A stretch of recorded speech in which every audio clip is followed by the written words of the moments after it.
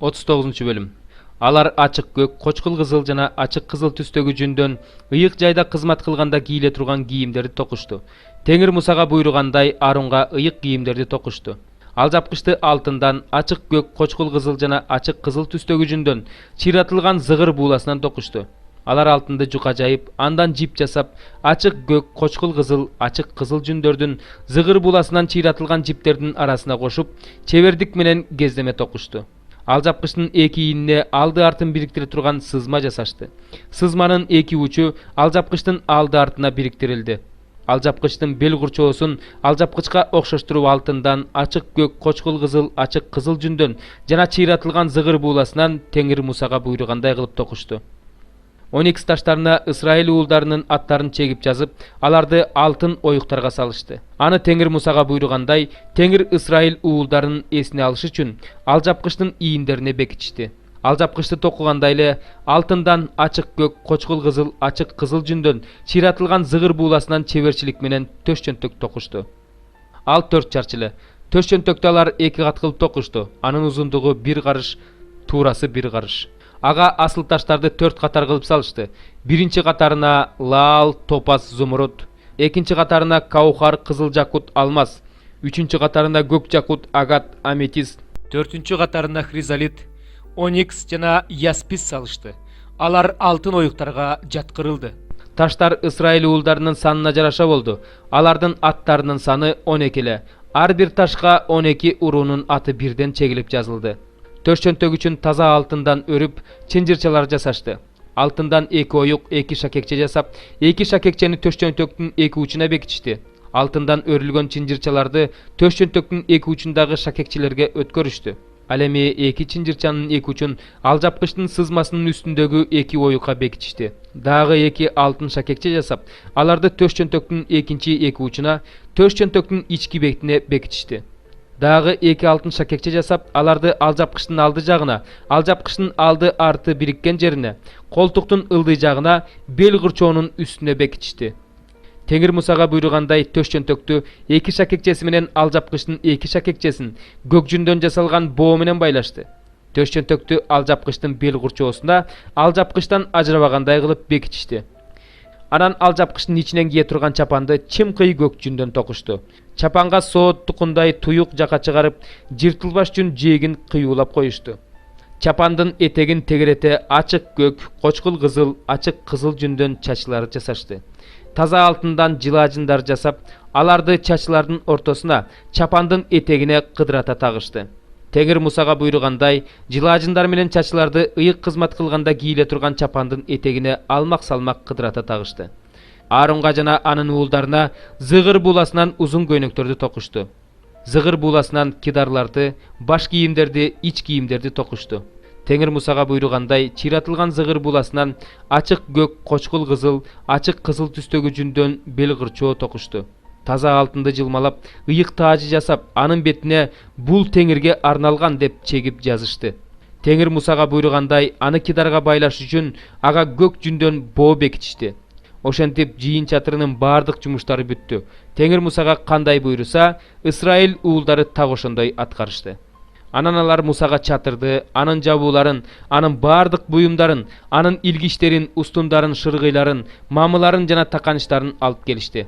Кызылга боелгон кой терисинен жасалган жабууну, сайгак терисинен жасалган ачык көк жабууну жана далдалай турган көшөгөнү, мыйзам салынган сандыкты, анын шыргыйларын, капкагын, үстөлдү, анын үстүнө коюлуучу идиштерди жана нан курмандыктарын, таза алтындан жасалган чырактанды, анын үстүнө коюлуучу чырактарды жана ага тиешелүү нерселердин баарын, чырактанды күйгүзүүчү зайтун майын, алтындан жасалган жыпар жыттуу зат түтөтүлүүчү жайды, майлоочу майды, түтөтүлүүчү жыпар жыттуу заттарды жана чатырдын кире беришиндеги көшөгөнү, жезден жасалган курмандык чалынуучу жайды, анын жез торун, шыргыйларын, анын буюмдарын, жуунгучту жана анын таканычтарын, короонун жабууларын, мамыларын, алардын таканычтарын, короонун кире беришиндеги жабууну, аркандарын, казыктарын жана жыйын чатырында кызмат кылганда керектелүүчү буюмдарды, ыйык жайда кызмат кылганда кийле турган кийимдерди, ыйык кызмат кылуучу Арундун ыйык кийимдерин, Арундун уулдарынын ыйык кызмат кылганда кие турган кийимдерин алып келишти. Теңир Мусага кандай буйруса, Исраил уулдары бардык жумушту так ошондой аткарышты. Муса алар аткарган жумуштун бардыгын карап чыгып, бардыгы Теңир буйругандай аткарылганын көрдү. Ошондо Муса аларга батасын берди. 18 бөлүм. Иса ушул сөздөрдү айткандан кийин шакирттери менен ал жерден чыгып, Кидрон суусунун наркы өзүнө өттү. Ал жерде бир бак бар эле. Иса шакирттери менен ошол бакка кирди. Иса ал жерде шакирттери менен тез-тез чогулуп тургандыктан, ага чыккынчылык кылган жүйүт да ал жерди билчү. Ал бир топ аскерди жана башкы ыйык кызмат кылуучулар менен фарисейлердин кызматчыларын ээрчитип келип калды. Алардын колунда шамана, чырак жана курал бар эле. Өзүнүн эмне күтүп турганын толук билген Иса алардан кимди издеп жүрөсүңөр деп сурады. Алар ага Назареттик Исаны деп жооп беришти. Ошондо Иса аларга менмин деди. Чыккынчы жүйүт да алар менен турган эле. Иса аларга менмин дегенде алар артка кетенчиктеп жерге жыгылышты. Иса алардан дагы бир жолу кимди издеп жүрөсүңөр деп сурады. Назареттик Исаны деп жооп бериштилар. Иса аларга менмин деп мен силерге айттым. Эгерде мени издеп жүрсөңөр, буларды кое бергиле. Кете берсин деди. Анын мага бергендериңдин эч кимиси өлгөн жок деген сөзү аткарылышы үчүн ушундай болду. Ошондо Шимон Петр кылычын кынынан сууруп алып, башкы ыйык кызмат кылуучунун кулунун оң кулагын шылый чапты. Кулдун аты Малкос эле. Бирок Иса Петрге кылычыңды кынына сал. Атам берген чөйчөктөн ичпей коймок белем деди. Миң башы менен аскерлер жана жүйүт башчыларынын кызматчылары Исаны кармап алып байлашты да, адегенде Аннаска алып барышты. Ал ошол жылы башкы ыйык кызмат кылуучу болуп турган Каяпанын кайнатасы эле. Эл үчүн бир адамдын өлгөнү жакшы деп жүйүт башчыларына кеңеш берген ошол Каяпа эле. Шимон Петр менен дагы бир шакирт Исанын артынан бара жатышты. Ал шакирт башкы ыйык кызмат кылуучунун таанышы болгондуктан анын короосуна Иса менен бирге кирди. Петр болсо дарбазанын сыртында калды. Башкы ыйык кызмат кылуучунун таанышы болгон жанагы шакирт сыртка чыгып, дарбазачы Күң менен сүйлөшүп Петрди да киргизди. Дарбазачы Күң Петрден "Сен да ушул адамдын шакирттеринен эмессиңби?" деп сурады. Петр ага "Жок" деп жооп берди. Күн суук болгондуктан кулдар менен кызматчылар от жагып алып, отту тегеректеп жылынып турушту. Петр да алардын жанында жылынып турду. Башкы ыйык кызмат кылуучу болсо Исадан шакирттери жана окутуусу жөнүндө сурады. Иса ага мындай деп жооп берди: "Мен жүйүттөр ар дайым чогулган жерде, синагогаларда жана ибадатканада элди окутуп жүрдүм. Элге ачык сүйлөдүм, жашыруун сүйлөгөн жокмун. Эмне үчүн менден сурап жатасың? Менин эмне жөнүндө сүйлөп жүргөнүмдү уккандардан сура. Алар менин эмне жөнүндө сүйлөгөнүмдү билишет."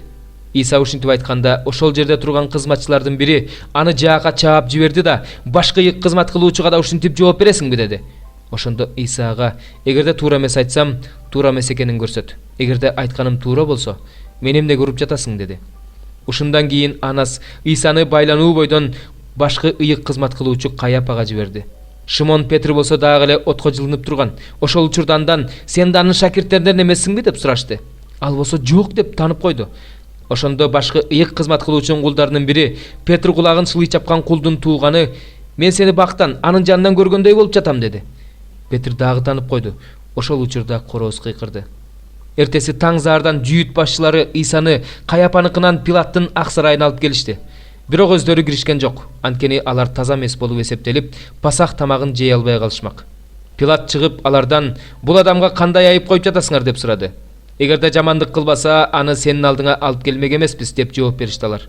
Ошондо Пилат аларга "Аны алып кеткиле да өз мыйзамыңар боюнча соттой бергиле" деди. Жүйүт башчылары ага "Бирөөнү өлүм жазасына тартууга бизге тыюу салынган" дешти. Өзүнүн кандай өлүм менен өлөрүн алдын ала айткан Исанын сөзү аткарылышы үчүн ушундай болду.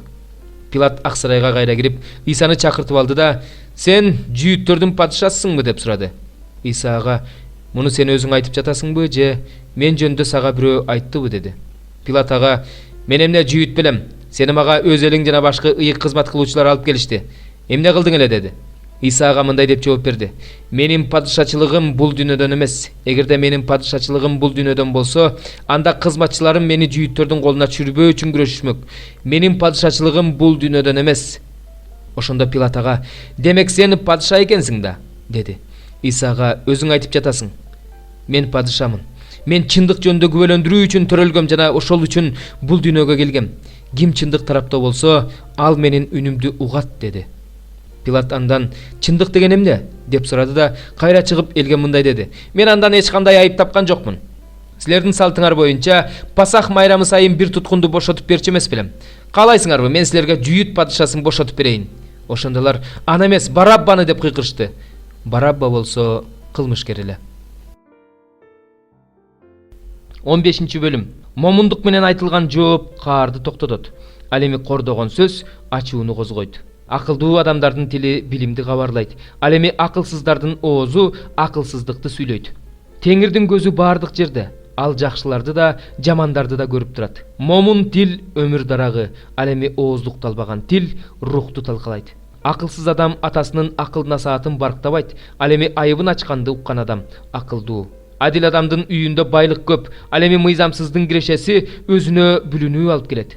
Акылдуу адамдардын оозу билим таратат. Акылсыздардын жүрөгү андай эмес. Мыйзамсыздардын курмандыгы Теңирдин алдында жийиркеништүү. Ал эми адил адамдардын сыйынуусу ага жагат. Мыйзамсыздын жолу Теңирдин алдында жийиркеништүү. Ал эми акыйкат жолу менен жүргөн адамды ал жакшы көрөт. Түз жолдон чыккандар катуу жазаланат. Айыбын ачкан адамды жек көргөн адам өлөт.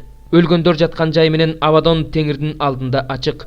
Андан бетер адам баласынын жүрөгү анын алдында ачык. Шылдыңчыл адам айыбын ашкере кылган адамды сүйбөйт, акылдуу адамдарга да барбайт. Жүрөктөгү кубаныч жүздү жайдары кылат. Ал эми жүрөктөгү кайгы көңүлдү чөгөрөт. Акылдуунун жүрөгү билим издейт. Ал эми акылсыздардын оозу акылсыздык менен тамактанат. Бактысыздын бардык күндөрү кайгылуу. Ал эми жайдары адамда күндө той. Бай болуп тынчсызданып жашаганча, кедей болуп Теңирден коркуп жашаган жакшы. Жек көрүү бар жерде семиз буканын этин жегенге караганда, сүйүү бар жерде жашылчадан жасалган тамак жеген жакшы. Ачуусу чукул адам чатак чыгарат, ал эми сабырдуу адам чатакты басат. Жалкоонун жолу тикенектүү чырмок, ал эми адил адамдардын жолу тегиз. Акылдуу уул атасын кубантат, акылсыз уул энесин барктабайт. Акылсыздык кем акыл адам үчүн кубаныч, ал эми акылдуу адам түз жол менен жүрөт. Кеңешпей кылган иштер бузулат, кеңешчилер көп болсо алар ишке ашат. Адам берген туура жообунан кубаныч алат. Ошондой эле өз убагында айтылган сөз кандай жакшы. Төмөн жактагы өлгөндөр жаткан жайга түшпөс үчүн акылмандын өмүр жолу жогору кетет. Теңир менменсингендердин үйүн кыйратат, ал эми жесирдин чегин бекемдейт. Кара ниеттердин ойлору Теңирдин алдында жийиркеништүү, ал эми кемчиликсиз адамдардын сөздөрү Теңирге жагат.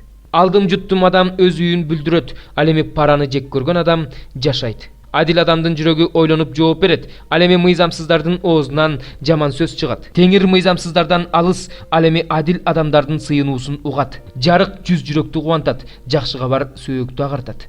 Турмуш сабактарын кунт коюп уккан адам акылдуу адамдардын арасында болот. Акыл насаатты четке каккан адам өз жанына кайдыгер, ал эми сынга кулак салган адам акылга ээ болот. Теңирден коркуу акылдуу кылат, моюн сунуудан кийин даңк келет. 2-бөлүм. Ошентип, эгерде силерде машаяктан келген кандайдыр бир сооронуу, кандайдыр бир сүйүү кубанычы, рух менен болгон кандайдыр бир баарлашуу, кандайдыр бир кайрымдуулук жана бооркердик бар болсо, анда мени кубанткыла. Бир ойго, ошол эле сүйүүгө ээ болгула, ынтымактуу жана бир пикирдүү болгула. Эч бир нерсени атаандаштык жана көйрөңдүк менен кылбагыла. Тескерисинче, момундук менен башкаларды өзүңөрдөн жогору санагыла. Ар кимиң өзүңдү гана эмес, өзгөнү да ойло. Анткени силердин ой жүгүртүүңөр Машаяк Исаныкындай болушу керек. Ал Кудайдын бейнеси болгонуна карабастан, өзүнүн Кудай менен теңдигин олжоо деп эсептеген жок. Бирок кул кейпин кийип, адамга окшош болуп, сырткы көрүнүшү боюнча адамдай болуп, өзүн өзү басынтты. Өлгөнгө чейин, айкаш жыгачта өлгөнгө чейин тил алчаак болуп, өзүн басынтты. Ошондуктан Кудай аны жогорулатып, ага бардык ысымдардан жогору ысым берди. Исанын ысымынын алдында асмандагылардын, жердегилердин жана жер түпкүрүндөгүлөрдүн баары тизе бүгүшү үчүн Иса Машаяк Теңир, Кудай атанын даңкы деп ар бир тил ачык тааныш үчүн ушундай кылды. Ошентип менин сүйүктүүлөрүм, араңарда болгонумда гана эмес, айрыкча азыр араңарда жок болгонумда да, дайыма тил алчаак болгонуңарда эле куткарылууңарды коркуу жана титирөө менен жүзөгө ашыргыла. Анткени Кудай силердеги тилекти да, аракетти да өзүнүн жакшы ниети боюнча жаратат. Бул дүйнөдө жылдыздардай жаркырап турушуңар үчүн, кежир, бузулган бул муундун арасында Кудайдын таза, кемчиликсиз, кемтиксиз уулдары болушуңар үчүн бардыгын наалыбастан, шектенбестен кылгыла. Бекерге чуркап эмгегим текке кетпей, Машаяктын күнүндө силер менен сыймыктангыдай болушум үчүн өмүр сөзүм бекем туткула. Ишеним кызматыңар жана курмандыгыңар үчүн курмандык боло турган болсом, мен кубанам, баарыңар менен бирге кубанам. Буга силер да кубангыла, мени менен бирге кубангыла. Силердин алабалыңарды билип, көңүлүм тынчыш үчүн жакында силерге Тиметейди жиберем деп Иса Теңирден үмүттөнөм.